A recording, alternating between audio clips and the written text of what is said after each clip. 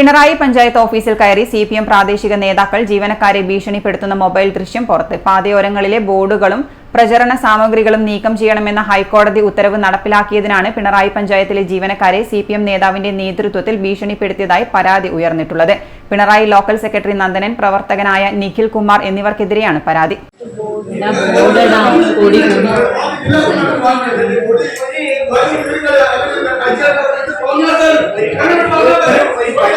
പണിയെടുക്കുമ്പോ രണ്ട് വട്ടം ആലോചിച്ച് ചെയ്യണം. എന്താ ചെയ്യുന്നത്? അത് ആര് ചെയ്യുമ്പോ ഉദ്യോഗസ്ഥന്മാരെ ആര് ചെയ്യുമ്പോ പലവട്ടം ആലോചിക്കണം എന്താ ചെയ്യുന്നത്.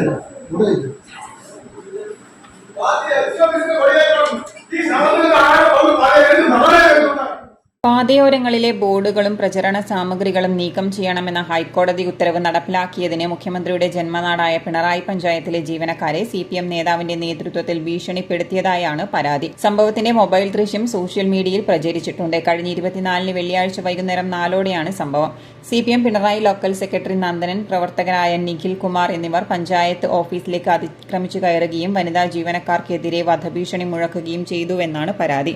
ജീവനക്കാരുടെ കൈയും കാലും കൊത്തുമെന്ന് ലോക്കൽ സെക്രട്ടറി ഭീഷണി മുഴക്കിയതായും പരാതിയിലുണ്ട്. പഞ്ചായത്ത് ഓഫീസിനകത്ത് നിന്ന് ജീവനക്കാരിൽ നിന്ന് ആരോ മൊബൈലിൽ പകർത്തിയ ദൃശ്യമാണ് ഇപ്പോൾ പ്രചരിക്കുന്നത്. പഞ്ചായത്ത് ഓഫീസിൽ അതിക്രമിച്ചു കയറിയതിനും ഭീഷണിപ്പെടുത്തിയതിനും പിണറായി പോലീസിൽ ജീവനക്കാർ പരാതി നൽകിയിട്ടുണ്ട്. City news, Kannur.